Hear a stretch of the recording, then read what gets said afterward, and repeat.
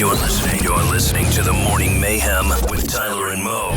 Z97.5. You can text us anytime. TMM, hit the space bar, then type your message to the number 77,000. We are live on Facebook Live with the Bust Out 24-hour bail bonds webcams. Ernesto Rodriguez in the studio right now with us. Rodriguez. Is that how you would say it? That's exactly how I say it. Rodriguez. You were a pretty big deal starting last year, man. You, for those that don't know, Ernesto was the guy that walked 2,200 miles. Yes. 2,200 miles from Clarksville to all the way to L.A.? Mm-hmm. Santa Monica Pier. And how long did it take you? 5 months. 5 months. Wow. 5 months of walking. At what point did you just go, okay, this was a cool idea, but I'm done? 20 miles in. Yeah. I mean, like, how many miles a day were you walking at that point? Like maybe like 5 or 6? It was, I think the first day, we made it to right before Woodlawn.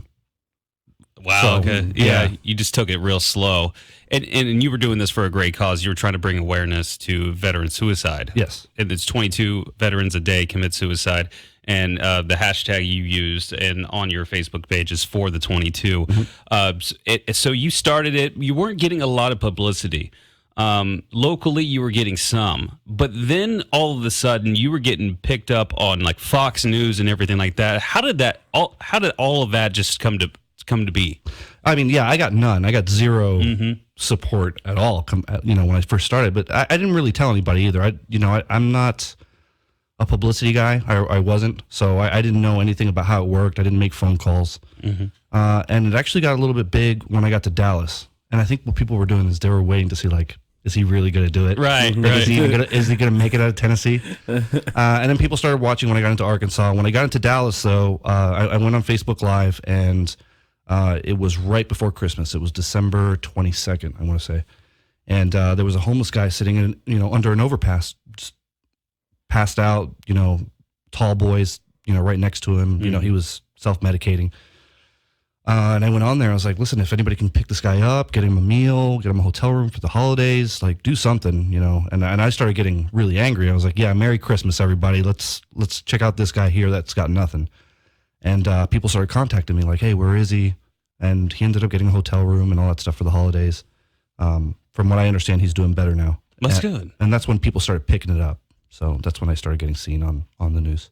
Because all of a sudden it was just, wait, we know this guy. Right. And then kind of like after that too, Beartooth, one of the bands that we play, shared your story with, I'm trying to think of the song. Do you remember the song? Sick of Me. Sick of Me, that's right. And there was a great story that you had 3 different characters in this video, and you were the beginning of it. You were kind of talking about your beginning of your history of just where you thought about suicide. Because you are a veteran. You did, 4 tours? 4 tours, yeah. And there was a moment where it seemed like it was a better idea. Yeah. To do that. And how did you overcome that? Was it the exercise, the walking, or was it something else? So when one of my attempts, and obviously the last one, I just had this moment of realization while I was kind of fading out. And it was this huge wave of fear. And one of the fears that I had was, I have a daughter. So, one of those things was I'm never going to see her again. Even though things are, not great now, I'm never going to see her. And that was the fear that was going through my head. And I woke up from the next morning. I was like, I got to do something. Right. I got to stop drinking, a bottle of vodka a night and, trying to make the pain go away. And I really got to deal with it. And that's when I started, getting back into, I was still in the service. And, but at that point it was almost, I'd been injured while I was in Afghanistan that last time. And it was almost like getting put out to pasture. They were putting me in a different job, which was super boring. I was an infantryman. I didn't want to be anything else. And I was like, why am I still in? Right. And when I got out, I was like, I got to find something that still has meaning, still has purpose. And that's not just, I didn't want to just sit on a couch and watch Netflix for the rest of my life. So I found something to do, and I wanted to give back to the veterans because I am one now, and I know that it's not always easy when you get out, and sometimes they either lose their jobs or lose their sense of being, and they're out on the streets, or they just can't take it anymore, and unfortunately, we lose a lot of them. Yeah. So what has been what has been like the biggest piece of advice you're giving other veterans? Because I know you're talking to other veterans just about your personal, history and how you thought about it, like you just told us. What do you tell them? Like, what's your biggest piece of advice? Just go out and do it. A lot of when I came back, a lot of my buddies were like, "Yeah, I wish I could have done something like that," or I really wanted to like do a long hike, and I was like, "Go do it. Like, what's stopping you?" Oh, a job. If you never try to do something that you're more passionate about, you're always going to be in this weird stagnant position where you're kind of happy but not really. You wish you could do more. You got to take the leap. So Ernesto Rodriguez is in the studio with us. He's actually got some pretty big news that he's going to share with us. He's, last year, as we were just kind of summing it up, he walked 2,200 miles from Clarksville to LA for 5 months. National media picked up on this. It was a huge story. Now you're doing something else, starting, I believe, was it July 22nd? Is that right? No, Independence Day. Independence Day. So July 4th. And so you're going to become voluntarily homeless. Yes. And why Tucson, Arizona? One of the main reasons is I walk through Tucson. Okay. It is hot and, just miserable, and me walking knowing that I was going to get into, and I ended up staying at like this 5-star luxury JW Marriott with 5 pools and, a free shot of tequila at sundown so that you can enjoy the view. I was like, this is great. This is awesome, and I get a message over Facebook and they're like, hey, about 4 miles away, there's a homeless camp. You should go visit them. It's all veterans, they would love to see you. They've heard about you on the news. So I walked down there. So instead of walking west, which is what I should have done, I started walking back east to go check out these guys. And it was literally 4 miles away from this luxury hotel that it's GP mediums, GP larges, the big green Vietnam era tents. And they're all just hanging out, and they do search and rescue and find other veterans that are in need, and they bring them back to the camp and all this other stuff. And I was like, this is amazing. Wow. That you guys are doing this. And I'm just walking through and I hate this. Like it's so hot out here and you guys have to live here 24/7. Right. What time of year was it when you were in Arizona? Was it? I think it was March. I remember talking to you. That was actually my first time talking to you. You were in Arizona at the time. Yeah, I was in Tucson the beginning of March because I got to Phoenix for my birthday on the 26th. Wow. So it's miserably hot out there. Did you actually like postpone like your schedule to spend a little bit more time with them when you initially found out about them? Yeah, I ended up spending a couple of days with that group. I spent one day in Tucson, and at the time they had one in Phoenix as well. So I went up to Phoenix and I spent a day up there with that camp, which was a little less established. And actually, the city of Phoenix ended up shutting that camp down and saying, like, you got to get out of here. Really? Oh, yeah. Wow. So who funds this camp in Tucson? Is it just them just pitching a tent, literally? Kind of. The land was donated by the company next door because it's just a patch of land. And then everything else is donated. They take zero cash. They do take gift cards and gas fuel cards because they have a couple of vehicles that they transport the disabled veterans to the VA hospital if they need care, and also for search and rescue and stuff like that. So how many veterans are out there? As of right now, I think there are 40 people at the camp. Of those 40, I believe 30 are veterans. They don't deny anybody. So, they try to pull women out of bad situations if their household is, in disarray. They help children or whoever. They bring them into the camp. They try to process them through the system. But they give them a safe place to be. It's a bunch of veterans pretty much guarding them just in case something bad's going to happen, with the significant other. Are you walking there? Are you? No. Would you ever do that again? So initially, I was supposed to do the Appalachian Trail this year, and I was going to do another hike for awareness, but I have some back issues and have a couple of issues with my left ankle, where if something happens to me out in the middle of the Appalachian Trail, I'm done. Yeah, it's permanently. I'm there's no more walking for me. Yeah. So I wanted to find something that was above and beyond just raising awareness, because raising awareness is great, and I think it needs to happen often. Right. But you also have to act on it. So I can't just say I'm going to raise awareness and then do nothing myself. So that's why I'm doing what I'm doing now. And you're going to go out there for a whole year. Mm-hmm. What are you doing here? Like with your life here? Like how does that work? I'm giving it up. Yeah. I mean, I told my landlord, I was like, hey, I'm moving out. I'm keeping a handful of things, and a buddy of mine's gonna put it in storage, and I'm keeping my car. I'm never getting rid of that thing. I love it. And I'm just gonna leave. Wow. So, because Mo and I are sitting here going, okay, we could leave, we could do the same thing you're doing, but we got bills, and stuff like that. Like, how are you taking care of all that stuff? My disability. Oh, gotcha. And is your daughter going to be able to see you at any point? Yeah. So I actually got some really good news. My ex messaged me because my daughter lives in Germany. Oh, yeah. Wow. Yes, it was when I was in Germany with the Army. I had a daughter. Gotcha. So no, but and that's great because I got health care and free school and stuff like that. But they were going to be in Texas in August visiting family members, and then they were like, oh, we've seen what you're doing, and we know you're going to be in Arizona. Why don't we just fly over there and we'll bring Isabella? And I was like, yeah.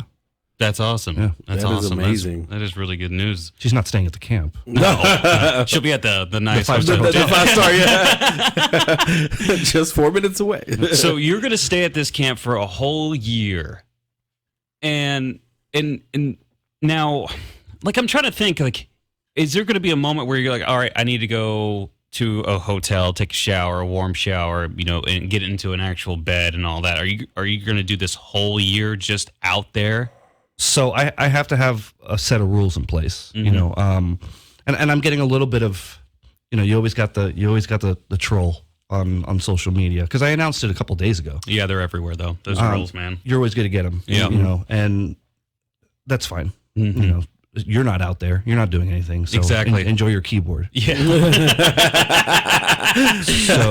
So one of the guys was like, well, you're not really homeless because, you're still going to have your disability, and you're going to be able to go eat when you want and go to a hotel if you change your mind. So I have to have those rules established. If I go to a hotel, I'm taking people with me.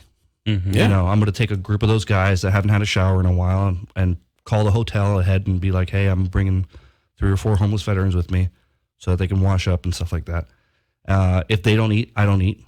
Yeah. So, if something happens that day where they don't get a meal provided to them, I'm not going to eat that day either, because that's not fair. I'm not going to walk out of the camp, go to McDonald's, and then come back like, come back with all some, fat belly, Come back with them like McDonald's, special sauce on some Mac sauce on your chin, on the beard. Yeah. Yeah. You want a little bit of this? Yeah. Some good stuff. Ernesto Rodriguez is in studio with us. He is updating on his newest journey, which he's going to be voluntarily homeless in Tucson, Arizona, starting Independence Day for a whole year. This is the same guy that walked 2,200 miles last year from Clarksville to LA. And so you're leaving July 4th, or I'm leaving on the 1st. First? So Okay. I can be there on Independence Day, and Okay. I'll be there from one Independence Day to the next. Gotcha. So you say you're gonna document all the stories from these homeless veterans out into this camp. Mm-hmm. How are you gonna do that? Like, what's your mission? Like, what's your idea? Yeah, I one of the things I don't want to do, I didn't want to do a GoFundMe. I hate GoFundMes. I hate They're overdone.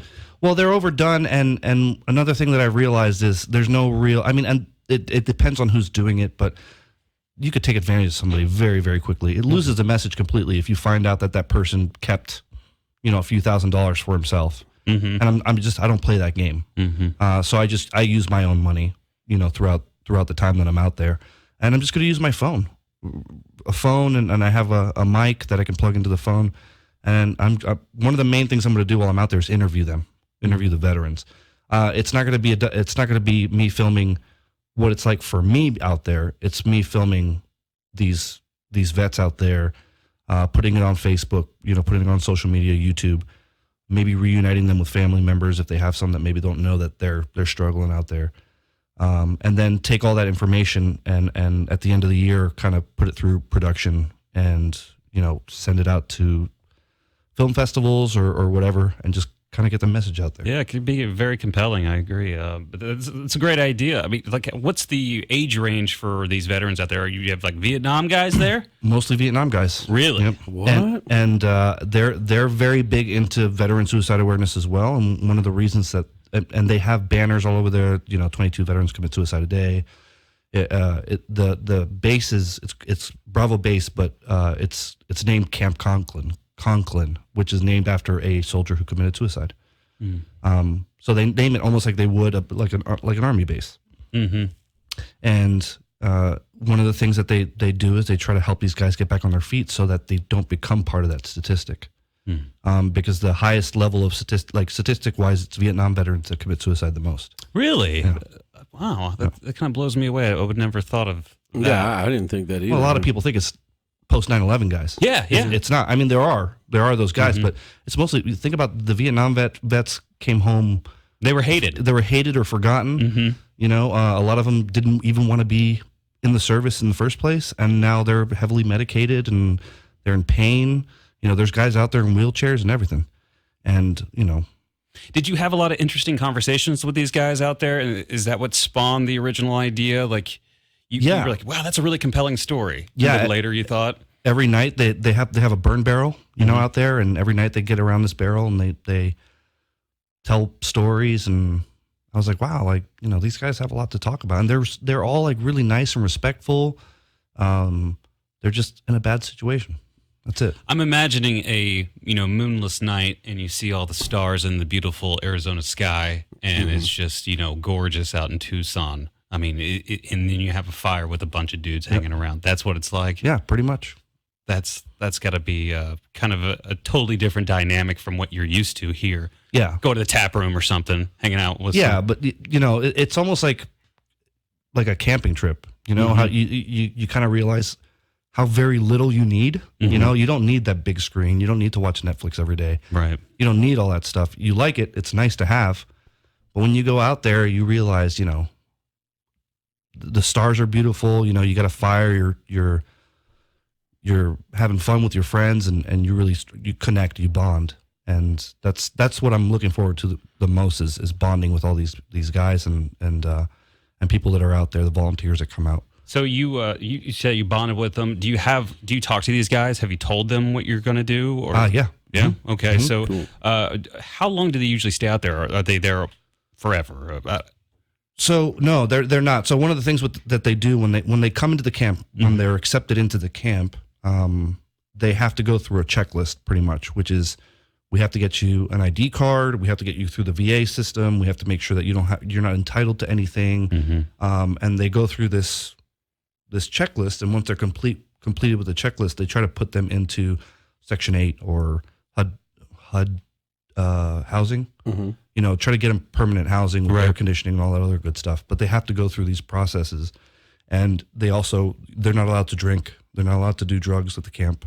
They even check they breathalyze you before you come in. So if you even have a beer while you're out there, you're not welcome in the camp until you come back and you're sober. Wow. I think that's a good idea though, because drinking leads to other things. Yeah, you don't want any drama. Oh, I know it. We will not comment on that. Nope, not at all. No, not at all. So why homeless? Why are you voluntarily becoming homeless to do this? You could easily go to that five-star hotel 4 miles away and then go there every day to interview these guys. Isn't that hypocritical a little bit? Yeah, I think I don't want to take advantage of them. I don't want to be that guy that comes in for a day or two, gets on Facebook Live, tries to get Insta famous, and then walk away from them and be like, hey, thanks guys, I'm not giving you anything. I got to be a part of that world, right? And I got to suffer the way they suffer, and I have to set those rules for myself and make sure that I follow them. If they can't drink, I can't drink. So you're gonna do the whole thing? Yeah. I mean, I have to. Because I want to be an example for other people too. We throw money at problems all the time. We do. And we're absolutely. just like, who's going to take care of this? I see it on comments all the time. It's just like, somebody's got to take care of this. Our government has to handle it. And, that's fine. That doesn't mean you can't do something too. Mm-hmm. And people, I think, they're so comfortable in their world that they won't go out and do stuff like this. That it's something as simple as they want to help the homeless, but they're not willing to go out and feed them themselves. They want somebody else to go take care of the problem. So they throw money at it, thinking it's going to go away. It's never going to go away. Post a meme or some kind of thing on Facebook. Yeah, and that money may not even ever get to who it's supposed to go to. Exactly. So you're doing this with your own money. You're going to be homeless for an entire year from July 4th, 2018 to July 4th, 2019. You're not walking this time, though. No. You were going out there, some form of transportation. You going to have a car out there? No, I can't bring a car. A buddy of mine is going to be driving me to Tucson. Wow. If I have a car, that's temptation to leave. Mm-hmm. That's good, man. It's very true. Yeah, it is. I have to rip all these things away from myself. I have to rip the TV away. I have to rip the car away, because if I have those temptations in front of me, I'm only human. I'm going to take it. Mm-hmm. I'm going to get in my car and leave. Yeah. And I'm going to go to Lake Havasu and chill and get a tan. Yeah. I don't want to be that guy. So I have to make sure I'm as far away from those temptations as possible, to include a car. Wow, man. That's commendable. Exactly.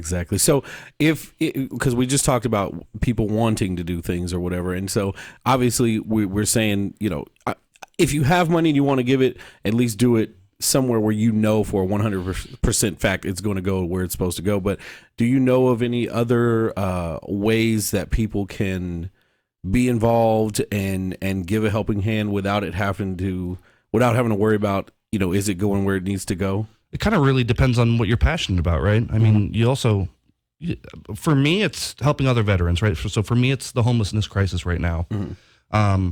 But it just depends on what you want to do. And Clarksville's a big city, but we have a huge military presence. Mm-hmm. There's VA retirement communities in Clarksville. Yep. Right?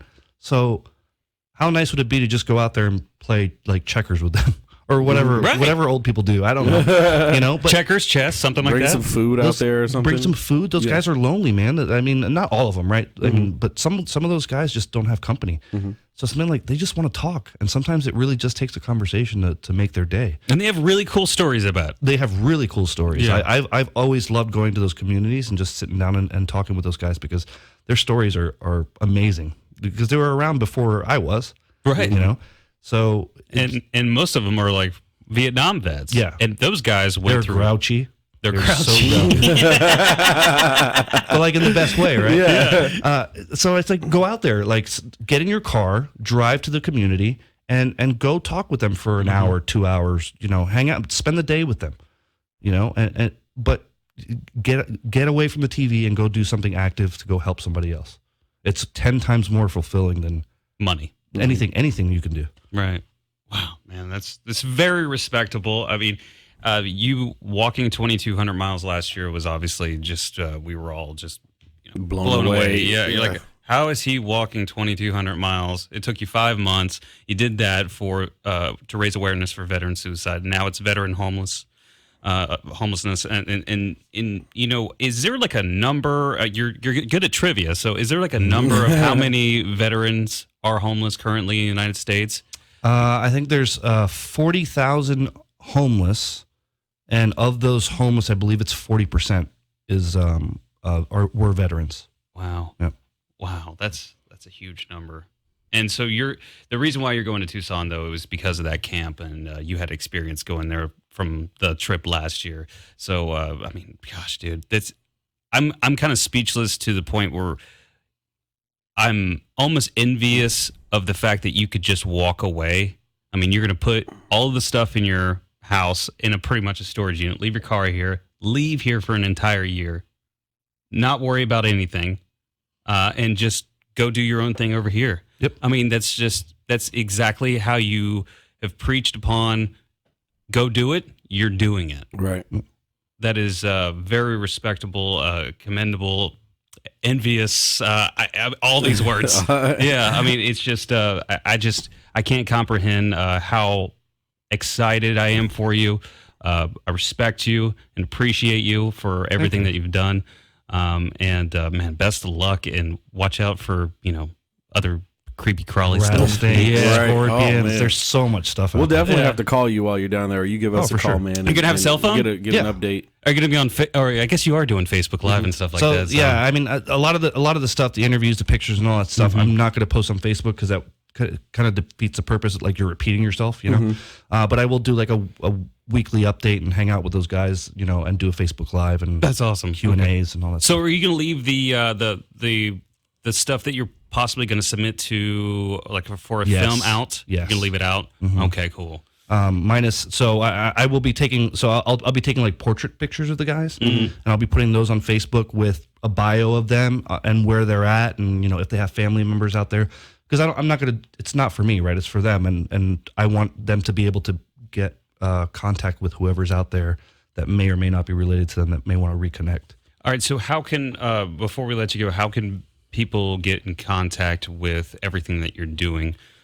Starting July 4th. Right. So I have a Facebook, and it's the social medias, right? Facebook, Instagram, Twitter. And it's at Nerdnesto, Nerdnesto.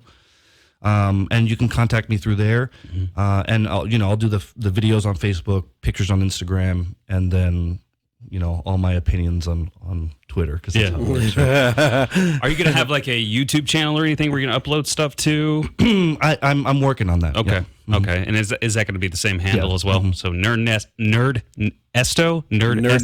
Why'd you got to make it so hard, man? That's not hard at all. I had that name way before I did all this stuff. Oh, okay. So it kind of just stuck. And I actually tried to change it on Facebook, and it won't let me. Oh, really? Because it says something about like you're like conning your followers into following something else, so you can't change the name. And I was like, I'm just trying to change it to like Ernesto Rodriguez, like my actual name. I just want to be Rodriguez. Rodriguez. I have to be Nerdnesto. Oh man, Ernesto Rodriguez. Best of luck, man. Follow him on Nerdnesto. There you go.